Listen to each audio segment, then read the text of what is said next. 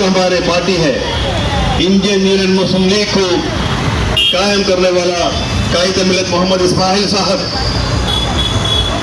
वो भी इस कानून बनाने में, हिंदुस्तान के आईन बनाने में कॉन्स्टिट्यूंट असेंबली का मेंबर था। उन्होंने हिंदुस्तान की अक़लियतों के बारे में बात रखा और मेजोरिटी होने की वजह से 20 पॉइंट में 12 पॉइंट जो है बर्खास्त हो गया। आखिर में उन्होंने माउंटबेटन और जवाहरलाल नेहरू साहब से मुतालबा किया। उन्होंने बताया कि अभी मेजोरिटी के हिसाब से हमारे हर मांगे जो है रिजेक्ट किया जा रहा है, इसलिए हम अभी इस चीज के लिए हम बात नहीं करेंगे। लेकिन क्योंकि उनके दूर long vision of Jawaharlal Nehru साहब एंड द अदर लीडर्स, उन्होंने बाकी बातों को मानने के लिए उनसे कहा और उन्होंने जब बातें रखी मुसलमानों के बारे में, उनसे कहा कि मुस्लिम कोई प्रत्येक धर्म के हम नाम नहीं रखेंगे। उन सेशन में बहुत गर्मा गर्मी हुआ। उन लोगों ने आखिर में मशवरा किया हिकमत अमली से पेश आना चाहिए, तो उस मुसलमान के लफ्ज को हटाकर उसमें अक़लियत के लफ्ज को लाया गया। इस अक़लियत के माइनॉरिटी के लफ्ज को लाने से पूरे हिंदुस्तान के माइनॉरिटीज को फायदा हुआ। आज मेजोरिटी कम्युनिटी और मुसलमान जो अक़लियत में मेजोरिटी है, उनको छोड़कर बाकी जितने भी कम्युनिटी धर्म के लोग हिंदुस्तान में रहते हैं, जैसे सिख हो, ईसाई हो, बुद्ध हो, जैन हो, पारसी हो, उन सबको इस अक़लियतों के बारे में उस पर शामिल करने से सबको फायदा हुआ। और उसी रिजर्वेशन के तहत जो हिंदुस्तान के पार्टीशन के बाद, पार्टीशन के वक्त मुसलमानों के सरकारी मुलाजिमत 32% था, आज वो घटते घटते 2% से भी कम हो चुका है। मुसलमानों के हालात के बारे में जब यूपीए सरकार ने जैसे साचार कमीशन बिठाया, पूरे हिंदुस्तान में सर्वे करने के बाद जब पार्लियामेंट में रिपोर्ट पेश किया गया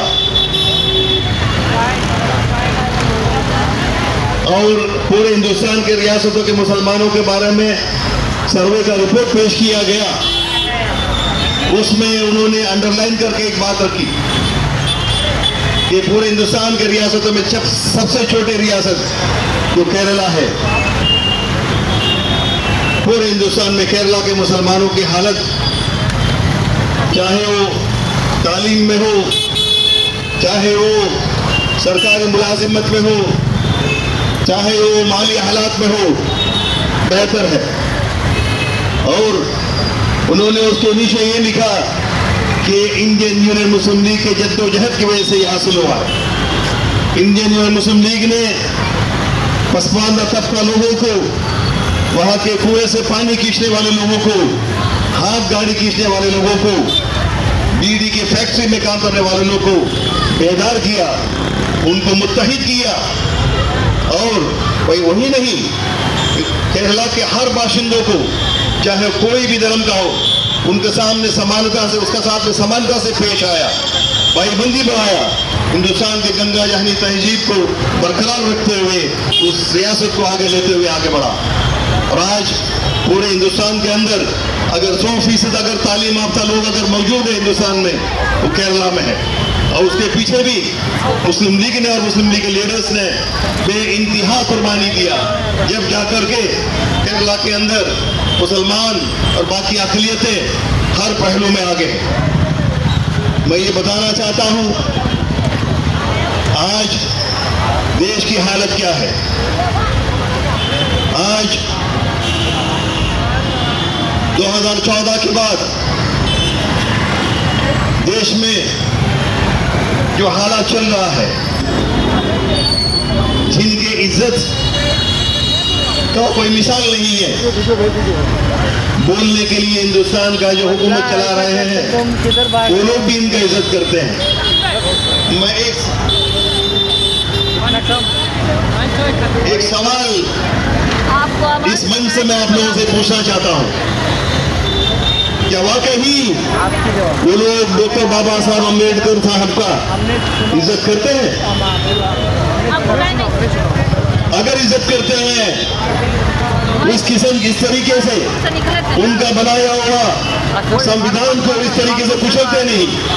संविधान को कुचलने का मतलब यह है कि कानून जो बराबरी का कानून दिया है, police law and order enforcement का जो है बराबरी का कानून सबको दिया है। किसी के साथ में नाइंसाफी नहीं होना चाहिए, सभी के साथ में एक तरीके से बर्ताव होना चाहिए। कानून कायदा सबके लिए एक जैसा है, ये उन्होंने सिखाया है। लेकिन आज यूपी में क्या हो रहा है, महाराष्ट्र में भी उसका शुरुआत हो चुका है। अगर कोई सुप्रीम कोर्ट में मुसलमानों को या अखिलियतों को डराना चाहते हैं इस तरीके से, हम डरने वालों में से नहीं है। हमारे ईमान का हिस्सा, संविधान का हिस्सा, एक हिस्सा, एक हाथ में हमारा कुरान है, एक हाथ में हमारा संविधान है। ये संविधान हमें यहाँ पर बराबरी का हक देता है और हम यहाँ के संविधान हमारे ईमान के हिसाब से, हुब्बुल वतन हमारे ईमान में है और हमारे खून में है। ये देश हमारा है, ये धर्म के हिसाब से, हमारे शरीयत के हिसाब से हम लोग यहाँ पर जिएंगे। हम किसी को तकलीफ देने के लिए नहीं जा रहा है। हमारे रहनुमा ने हमें ये सिखाया, हिंदुस्तान के हर बाशिंदों को उनका हक, आईनी हक, हम एक जर्रा बराबर भी छीनने को तैयार नहीं। उसके साथ साथ एक जर्रा बराबर भी हम गलत तरीके से किसी को देने को भी तैयार नहीं। ये सीएच मोहम्मद ख्वाजा साहब का अल्फाज है। हम यहाँ पर हिंदुस्तान के गंगा जहनी तहजीब को बरकरार रखते हुए भाईचारे से कंधे से कंधा मिलाकर, यहाँ के धर्मों को आपस में मिलाकर यहाँ पर जो है देश की तरक्की के लिए काम करना चाहते हैं, अमन और सुकून के लिए काम करना चाहते हैं। मुस्लिम लीग 75 साल 1948 में 10 मार्च को मद्रास में कायद अमजद मोहम्मद इस्माइल साहब ने कायम किया। लेकिन आज तक जो है कुछ लोगों ने सुप्रीम कोर्ट भी किए कि मुस्लिम नाम से खतरा है, मुस्लिम नाम का पार्टी नहीं होना चाहिए। लेकिन सुप्रीम कोर्ट ने पूरे सुनवाई के बाद में आदेश दिया, 75 साल से मुस्लिम लीग हिंदुस्तान में काम कर रहा है और केरला में कई सालों से कांग्रेस के साथ में हुकूमत बना है, कोalition गवर्नमेंट बना है। लेकिन केरला में इतने ताकत होने के बावजूद भी आज आरएसएस वाले कितना भी कोशिश कर लेते हैं केरला में दंगा फसाद करने के लिए, हमारे हिंदू भाई बहने वहां से उसके लिए तैयार नहीं होता है। क्यों? क्योंकि एक जैसा बर्ताव किसी के साथ भी सौताला जैसा बर्ताव वहां पर नहीं होता है। वो एक हिंदुस्तान के लिए केरला एक मिसाल है। वही मिसाल हम सब जगह कायम करना चाहते हैं। आपस में भाईचारगी, रोजी रोटी, अमन व अमान सबके लिए हासिल होना चाहिए। किसी के साथ में सौतेलेपन से, सेकंड क्लास सिटी के हिसाब से बर्ताव नहीं होना चाहिए। बाबा साहब अम्बेडकर के जन्मदिन मनाने के लिए हम लोग यहाँ पर जमा हुआ है। जो उनके लिए प्रोसेशन जो आने वाले हैं, जो रैली आने वाले, उसका खैर मकदम करने के लिए हम लोग यहाँ जमा हुए हैं। मैं शुक्रिया अदा करूंगा, मुबारकबाद पेश करूंगा रिजवाना खान मोहतरमा को, साहिबा को, कि उन्होंने तबीयत खराब होने के बावजूद भी, कल हॉस्पिटल में एडमिट थे, उसके बावजूद भी, डॉक्टर ने मना करने के बावजूद भी आज ये प्रोग्राम में यहाँ पर शामिल हुआ और हमें भी जो है दावत दिया और आपसे मुखातिब होने का मौका दिया। ये मौका लोगों को बेदारी पैदा करने के लिए, कुछ लोग ये कहते हैं कि मुस्लिम नाम जो तंजीम में जुड़ जाता है उससे खतरा है, लेकिन हम हकीकत में मुस्लिम जो अल्फाज है, इस्लाम जो अल्फाज है, वो सलामती से आता है। जब कोई मुसलमान सामने किसी को अस्सलाम वालेकुम कहते हैं, वो कहता है कि उसका उर्दू माना होता है आप पर भी सलामती बरसे, अल्लाह ताला और रब्बे कायनात आप पर भी सलामती बरसे। इस तरीके से Islam is religion of peace, सलामती से, अमन व अमन से जीने के लिए जो है ये सिखाते हैं। इसलिए हर मुसलमान को ये चाहिए कि जो तरीके से अपने अखलाक से पेश आए तो गैर कौम और बाकी लोग जो इस्लाम को पसंद करना चाहिए अपने अखलाक से, किसी को तकलीफ दे करके। हमारे अल्लाह के रसूल ने यह सिखाया कि रास्ते पर अगर आपको रास्ते पर चलने वाले रास्ते पर कोई गंदगी दिखे, कोई पत्थर दिखे, उसको हटाकर एक साइड में करना भी जो सुन्नत है, सवाब का काम।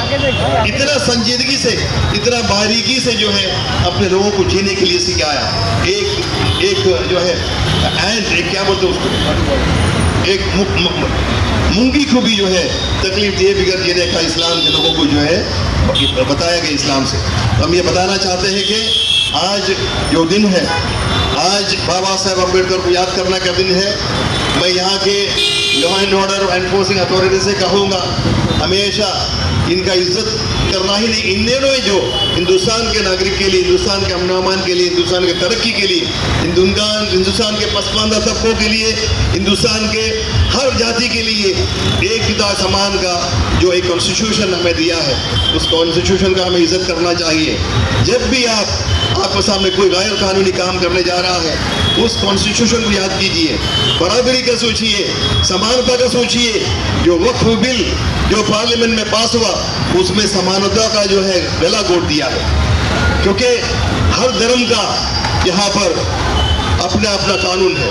जैसा मुसलमानों का शरीयत है, हिंदू धर्म का एनवायरमेंट बिल अलग है, हर धर्म का कानून लगा हुआ है और उन सबको, हर धर्मों के लोगों को अपने अपने धर्म के हिसाब से जिंदगी करने का, अपना जो है इबादत करने का और जो है वो अपने मजहब को, अपने धर्म को प्रचार करने का भी हक है।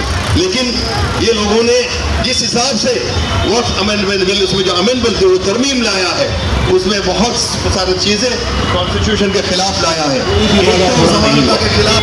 तो ये क्या मुसलमानों के फायदा करेंगे? क्या मुसलमानों के फायदा करेंगे? इस तरीके से आप जो है एक कौम के आंखों में धूल नहीं झोंक सकते हैं। हम जगा हुआ है, मालवानी में हमने एहतजाज किया, हमारे एहतजाज जारी रहेगा। सुप्रीम कोर्ट में हमने पिटीशन दायर किया है। NRC का जब मसला हुआ, सबसे पहला सुप्रीम कोर्ट का दरवाजा खटखटाने वाला पार्टी इंडियन यूनियन मुस्लिम लीग है।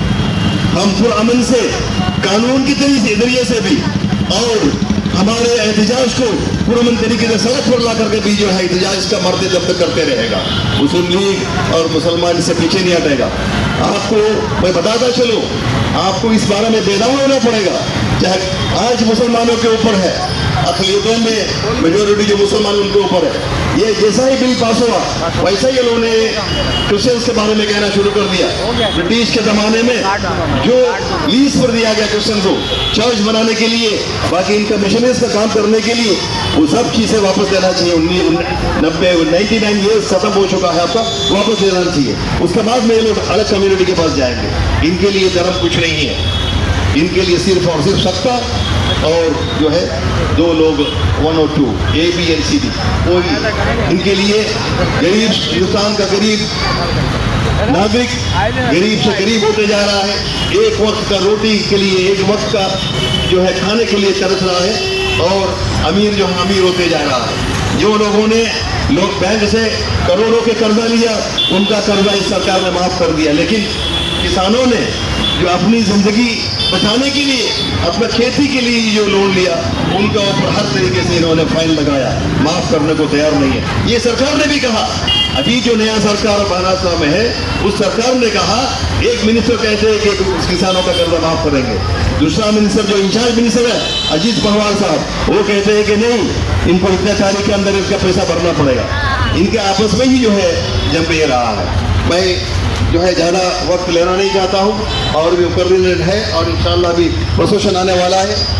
पते की बात यह है कि कितना भी आप करा लो, ये कौम डरने वाली नहीं है और कानून के दायरे में रहकर हम लोग हर तरीके से जो है, अगर हमारे साथ कुछ गलत चीज़ टोपा जाता है उसका हम मुखालफत करेंगे। हर तरीके से कानून कोर्ट के अंदर भी, पार्लियामेंट के अंदर भी, सड़क पर भी जो है मुखालफत करेंगे। एहतजाज हमारा जारी रहेगा और जो है मेरा और भी वापस यहाँ के जिस तक भी मेरी आवाज़ जा रहा है, जो भाई बहनों पर, चाहे मुसलमान हो, चाहे क्रिश्चियन हो, चाहे हिंदू हो, जैन हो, बुद्ध, पारसी हो, कोई भी हो, आप चौकन्ना रहे। आज मुसलमानों के ऊपर जैसा सीए एनआरसी का जो मसला ये लोग ने कहा था कि ये मुसलमानों के ऊपर है, लोगों ने भी सोचा था मुसलमानों को, लेकिन जब इम्प्लीमेंट करने की बात आसाम में आई तो जो है 19 लाख गैर मुस्लिम हमारे भाइयों पर मसला आ गया था।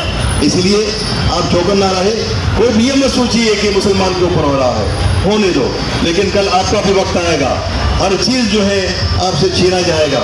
जैसे इन्होंने कहा, प्रधानमंत्री मोदी जी ने कहा कि मुसलमान आपका गाय छीनते हो जाएंगे, आपका मंगलसूत्र छीनते हो जाएंगे, लेकिन छीनने की आदत, छीनने का इरादा, छीनने का मंशा जो है इन्होंने बना कर रखा है। आप लोग चौकन्ना रहे।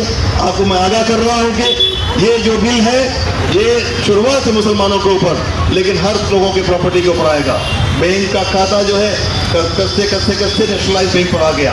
आप जैसा कि ऑल ऑफ अ सडन रात को 8 बजे डीमोनेटाइजेशन लाया गया, आप अपने खुद मेहनत किए हुए पैसे, अपने बहनों ने, माँ बहनों ने घर का खर्चे से बचा करके पैसे भी जो है आप ना निकाल पाए ना डाल पाए बैंक में। ऐसे हालात जो है और भी आएंगे।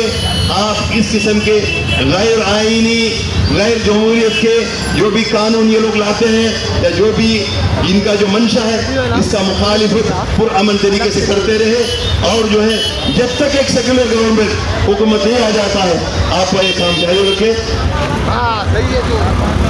मैं अपने अल्फाज को खत्म करता हूँ और जो आने वाले प्रोसेशन है उनका पुरजोर इस्तेमाल करता हूँ, और फिर आपको याद दिलाता हूँ कि बाबा साहब अम्बेडकर जिन्होंने जितना जद्दोजहद किया। और एक बात मैं आपको याद दिलाना चाहता हूँ, बाबा साहब अम्बेडकर पार्लियामेंट में पहुंचने के लिए सबसे पहला मुंबई से इलेक्शन लड़ा।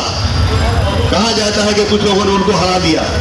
उसके बाद मद्रास से इलेक्शन लड़ाया, वहां भी ये हिस्ट्री है और ऑफ द रिकॉर्ड हिस्ट्री है कि वहां पर भी उनको हराया गया। फिर मुस्लिम लीग ने वेस्ट बंगाल के मुर्शिदाबाद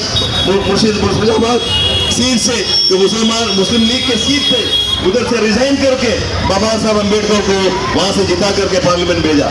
मुस्लिम लीग का और बाबा साहब अम्बेडकर का और दलितों का आज का रिश्ता नहीं है, बहुत पुरानी रिश्ता है। जय